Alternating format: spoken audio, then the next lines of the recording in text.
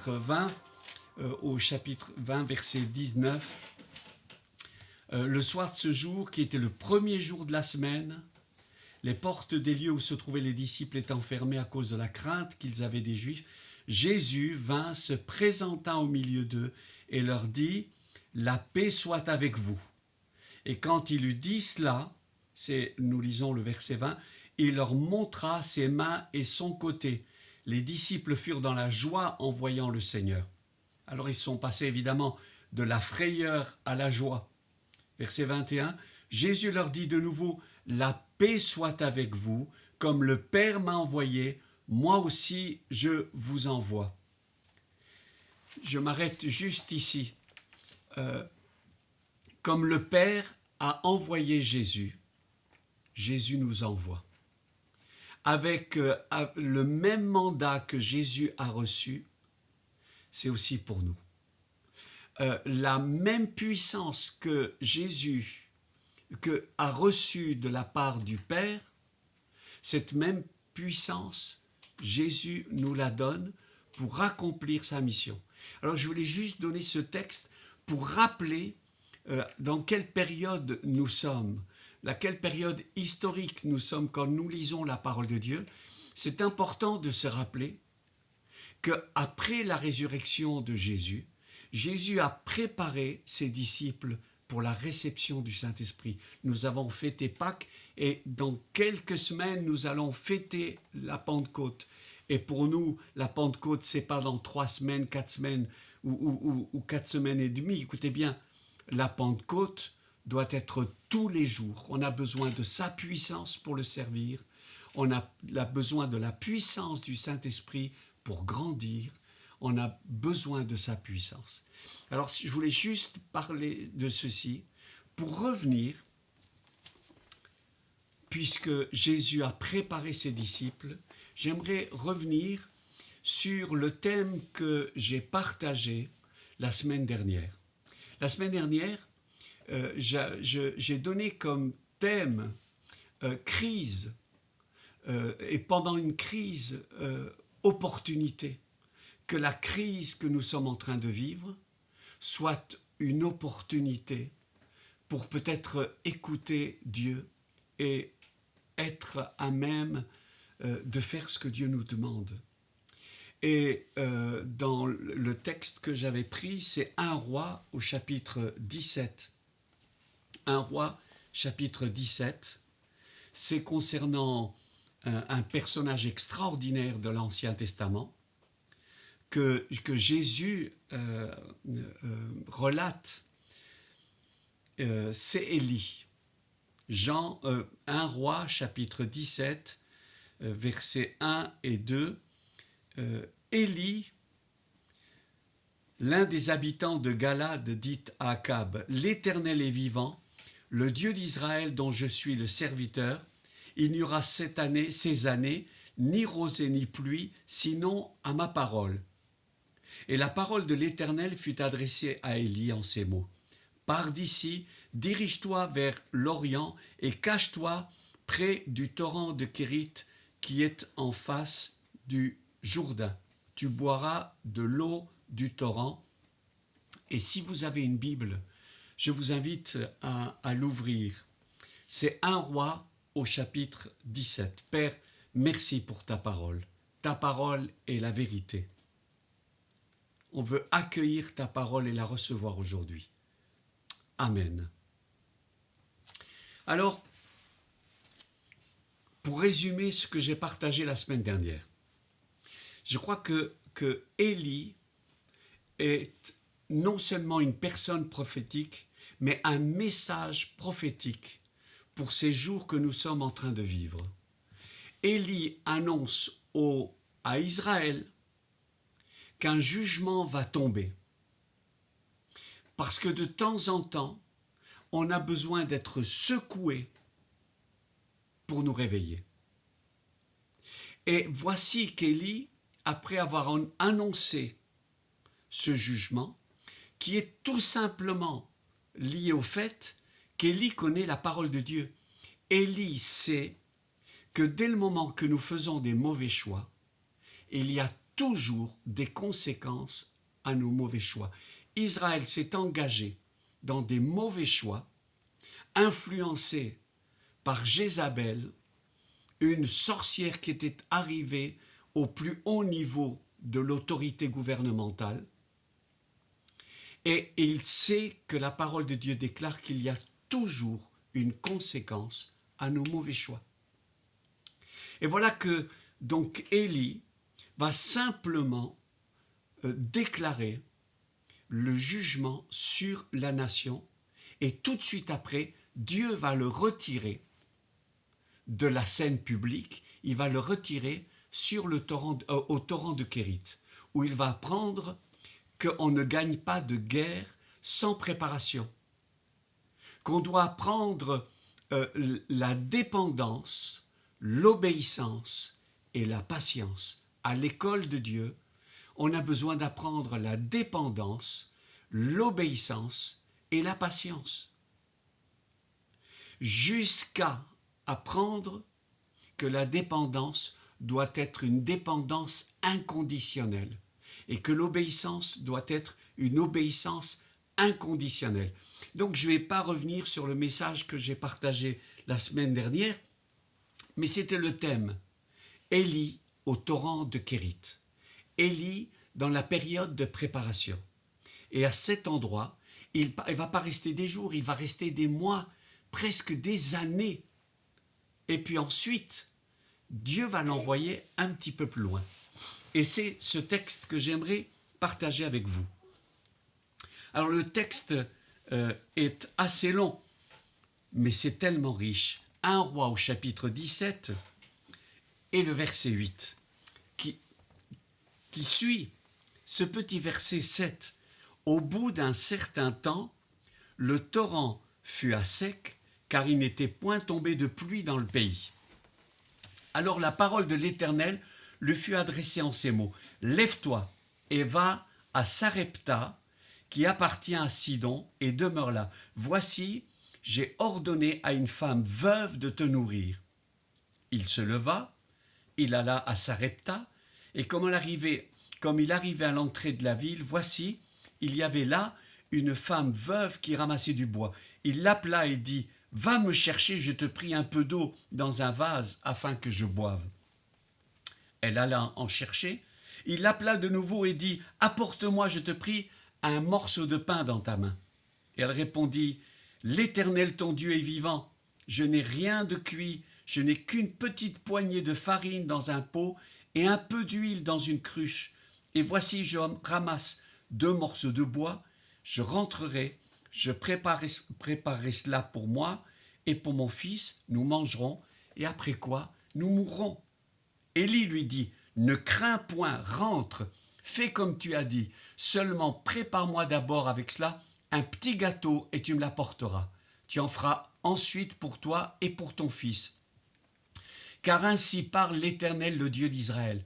La farine qui est dans le pot ne manquera point, et l'huile qui est dans la cruche ne diminuera point, jusqu'au jour où l'Éternel fera tomber de la pluie sur la face du sol. » Elle alla, elle fit selon la parole d'Élie, et pendant longtemps, elle eut de quoi manger, elle et sa famille, aussi bien qu'Élie.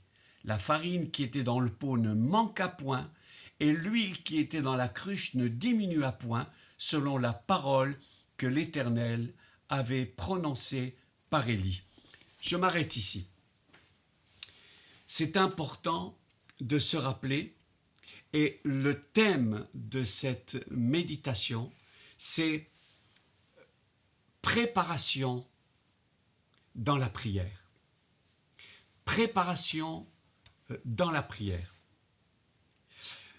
Tout combat et toute bataille se gagne d'abord dans le monde spirituel. C'est important de découvrir avant de vivre une victoire à l'extérieur, il faut vivre une victoire à l'intérieur.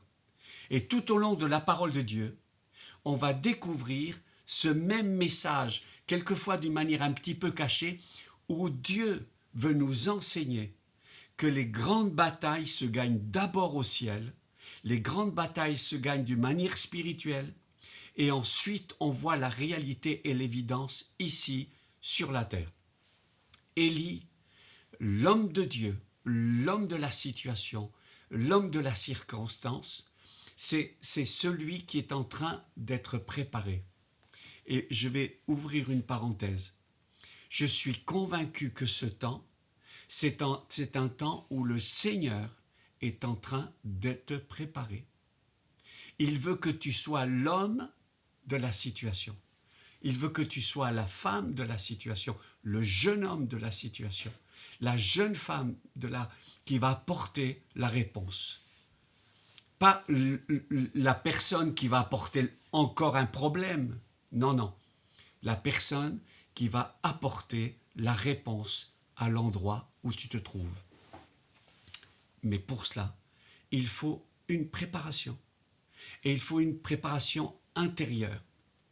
Dans Daniel, au chapitre 10, Daniel entend de la part du Seigneur parce qu'il lit sa parole, parce qu'il lit les textes des Écritures, il entend de la part du Seigneur, il y aura un grand combat. Donc il sait de la part de Dieu qu'il n'y a pas de victoire sans combat. Lorsque les disciples reviennent après avoir été envoyés par Jésus en mission et qu'ils ont vécu des miracles et des délivrances, Jésus déclare dans Luc au chapitre 10 et au verset 18, « Je vis Satan tomber du ciel. » Anticipation et préfiguration de la défaite future de Satan. Jésus voyait ce qui se passait au ciel. Ésaïe 14, verset 12, c'est le prophète qui dit « Et toi, astre brillant, tu viens de tomber du ciel, te voilà tombé du ciel. » Marc chapitre 13 et verset 25, « Je vis les étoiles tomber du ciel. » Le combat est d'abord spirituel. Quand Jésus déclare « Je vis les étoiles », ça semble poétique, mais c'est la déclaration que quand on prie, il se produit quelque chose dans le ciel. Nombre chapitre 17 et 18, Moïse sur la montagne priait. Les Josué et combattait dans la vallée.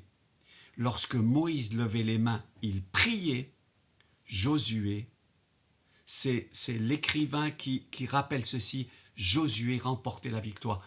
Lorsque Moïse cessait de prier, Josué reculait devant l'ennemi.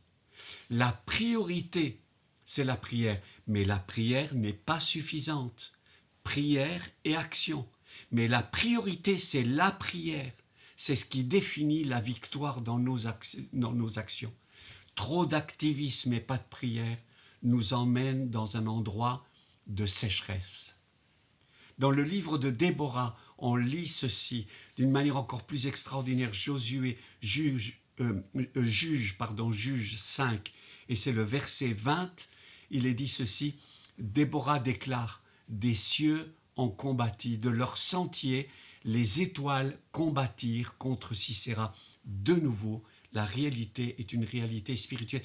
Et je pourrais continuer encore, la bataille est d'abord spirituelle. Et c'est ce que Élie est en train d'apprendre. Avant qu'Élie arrive à la confrontation sur le mont Carmel, où il va confronter les puissances spirituelles, il y a besoin d'une préparation dans son cœur. Et voilà que Dieu lui demande de partir. De Kérit, tu vas partir à Sarepta, c'est le verset 9. Et tu vas aller à Sidon. Vous imaginez, aller à l'endroit qui est le pays même du père de Jézabel, dans l'endroit le plus terrible, le plus dangereux. Alors c'est important de saisir la perspective de Dieu, la vision de Dieu. Dieu ne voit pas comme nous. Quand il quand il dirige à Sidon, le pays de Jézabel, Jézabel 17, 1 Roi chapitre 17, et c'est le verset 9. En plus, Élie ne voulait pas aller dans cet endroit, c'est un endroit païen. Et Dieu avait à cette époque donné un ordre, pas de contact. Et voilà que Dieu lui dit cette fois-ci, tu vas vers ce pays, chez une veuve païenne, dans un pays dominé par le culte païen. Ça semble impensable et pourtant, Dieu lui dit, tu dois aller à cet endroit. Alors évidemment, j'imagine qu'Élie a eu une résistance, le texte ne nous le dit pas. Mais des années plus tard, le prophète Jonas refusa catégoriquement d'aller en terre païenne, d'aller à Ninive, du côté de Mossoul, au sud de l'Irak. Il refusait, il y a des païens là-bas.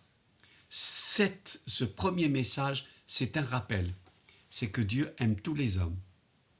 C'est que Dieu a un projet pour toutes les nations. Et que dans Luc au chapitre 4, verset 25, Jésus va dire ceci, « Dans les jours d'Élie, dans un temps de famine, Dieu envoya Élie chez une pauvre veuve païenne en terre païenne. » En fait, ce que Dieu cherchait, c'était la sécurité de son prophète. Et Élie va être à cet endroit. Et il va apprendre. Dieu voulait lui enseigner qu'il aime toutes les nations, tout le monde, et même les plus petites, les plus humbles. En Dieu, il n'y a pas de partialité, il n'y a pas de favoritisme, il n'y a pas de chouchou. Dieu aime tout le monde. Élie, en allant à Sidon, nous enseigne que Dieu nous appelle à la mission et à la bénir tous les peuples de toutes les nations. Alors, il va chez une veuve dans une situation désespérée. Et j'aimerais juste rester et rappeler la puissance de la prière, la bénédiction de la prière, les promesses qui sont faites, parce que Élie est un homme de prière. C'est une référence. Élie, c'est l'homme de prière par excellence. Et si on veut découvrir des modèles de prière, alors on a besoin de se tourner vers Élie.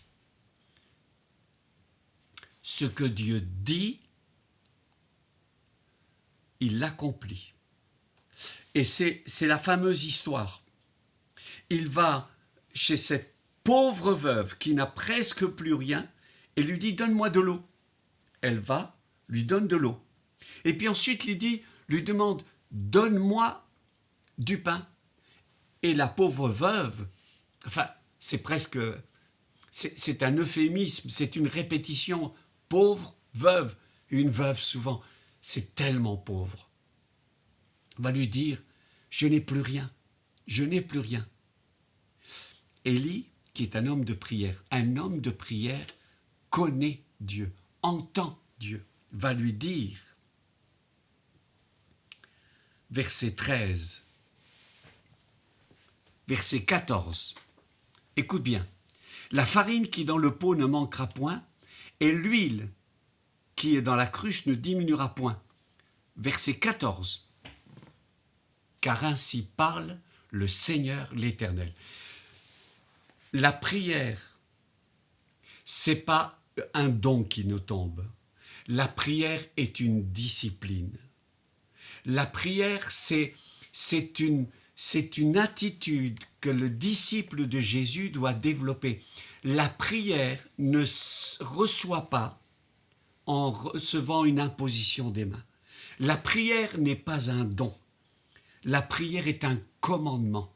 Jésus nous enseigne de prier.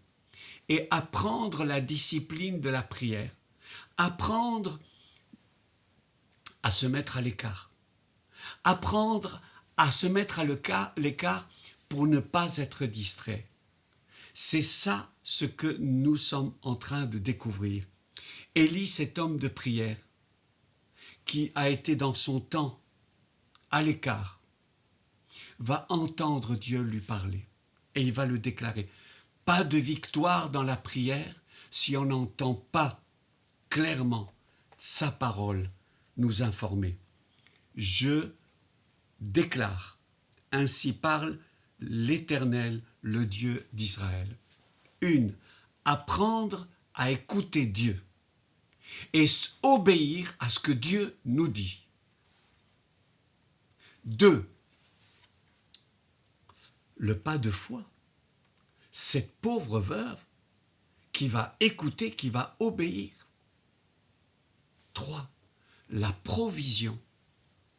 La provision et le miracle.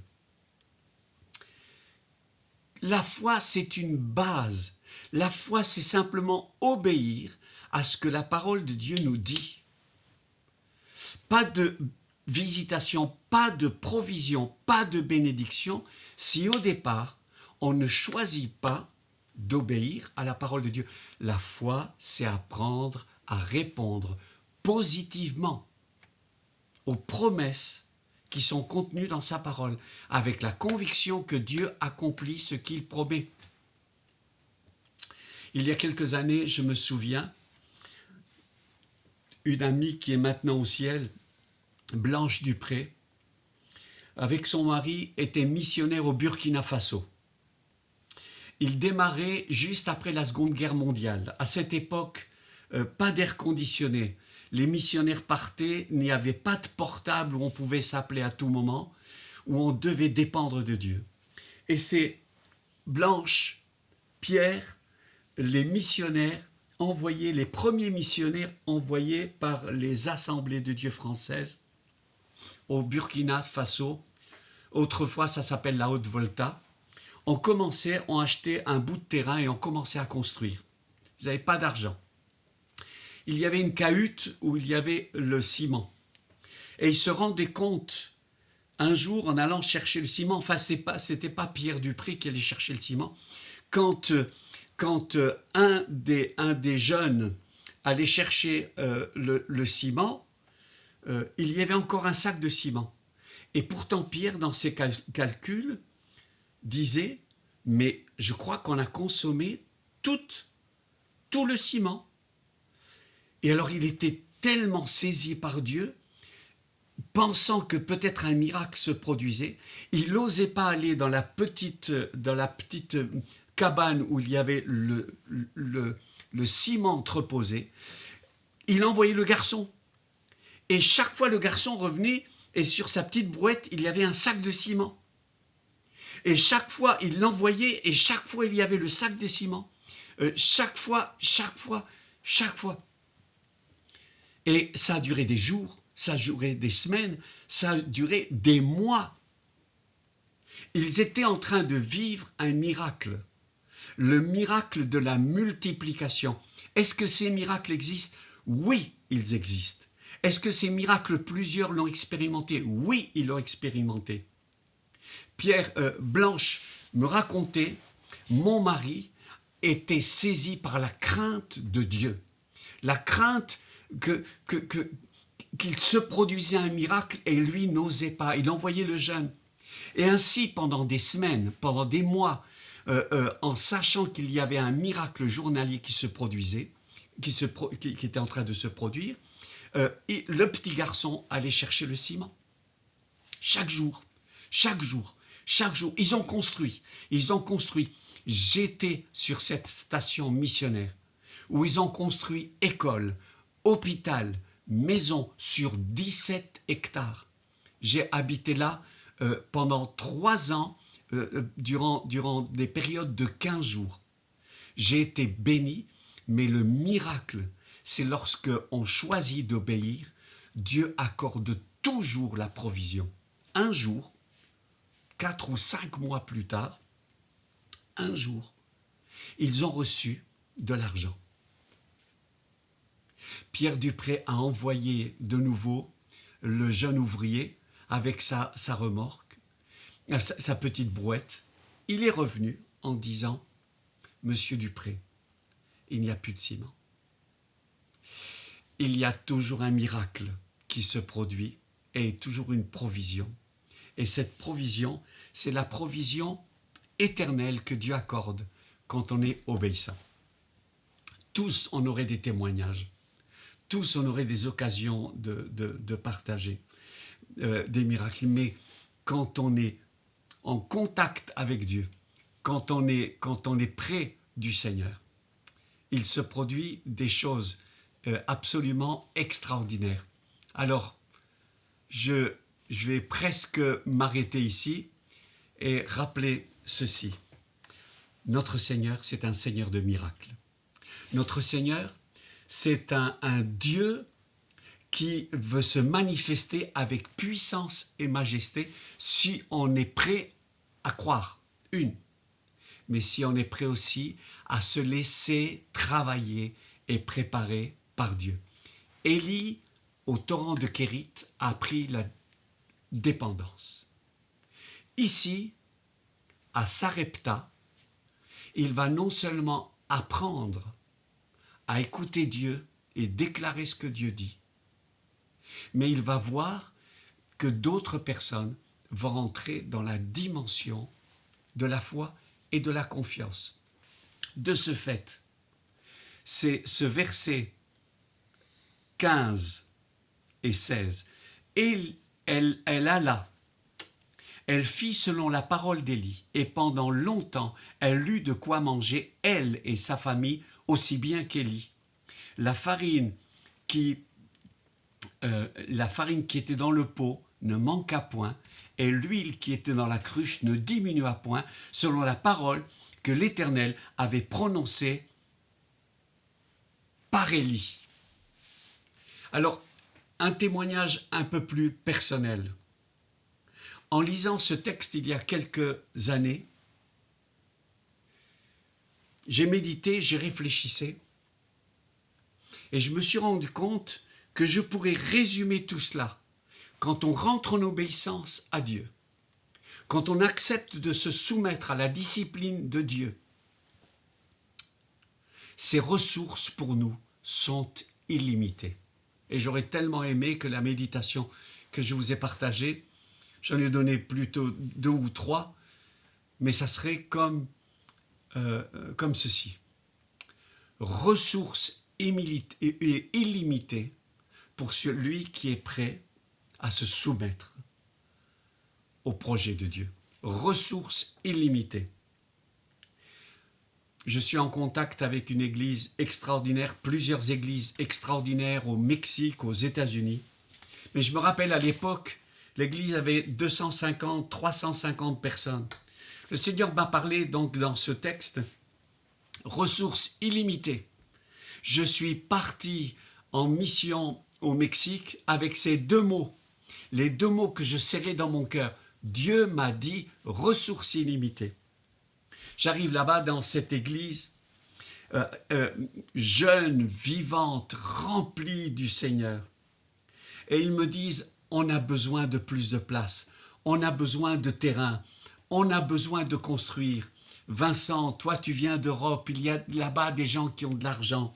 Est-ce que tu pourrais pas nous trouver de l'argent? J'ai dit, j'ai encore mieux. Quand je leur ai dit mieux, leurs yeux ont commencé à briller. On aurait dit des petites étoiles, du soleil dans les yeux. Il dit, tu as de l'argent, tu as un chèque, tu as quelque chose pour nous. J'ai dit, non, j'ai beaucoup mieux. Il me dit, qu'est-ce que tu as pour nous? De l'or, de l'argent? Non, j'ai dit, beaucoup mieux. Des pierres précieuses, beaucoup mieux. Je leur ai dit, j'ai une parole du Seigneur. Oh là là là là, leur visage en fait genre, oh bon. Oui, j'ai une parole du Seigneur pour vous. Ressources illimitées. Mettez-vous au travail et vous allez voir ce qui va se produire. Mettez-vous au travail. Il va se produire des merveilles. Il y aura les ressources illimitées du ciel. L'église de 250, 350 personnes a bien changé. Depuis des années, je travaille avec cette église. L'église a maintenant 6000 membres. Et je ne compte pas les oreilles, je compte les nez, je ne multiplie pas par 2, je n'exagère pas. 6000 membres. Et cette église a, je ne sais pas combien d'autres églises, plusieurs églises qui ont plusieurs milliers de membres. C'est une très grande église. Ils ont dû construire et construire et construire et encore construire et acheter du matériel, de la sono, etc. Appuyé sur quoi? Sur 2 paroles. Ressources illimitées. Attention, ressources illimitées pour celui qui est prêt à accepter la discipline, celui qui est prêt à se laisser travailler par Dieu. On attend de bénir les autres, mais Dieu veut commencer à travailler en nous. Et je suis sûr que chacun de nous, on peut vivre ce miracle. Et c'est ce miracle que je vois venir dans ces jours qui viennent, dans nos vies, dans nos familles, pour nos enfants, apprendre dans la discipline de Dieu, la voix de Dieu qui déclare ressources illimitées. Je déclare la bénédiction de Dieu. Avant la grande bataille et la grande confrontation spirituelle que nous lirons un petit peu plus loin dans l'histoire extraordinaire de ce modèle de prière qu'est le prophète Élie, j'aimerais juste dire que si tu te laisses préparer, il va se produire des victoires extraordinaires. Je déclare la bénédiction de Dieu. Amen.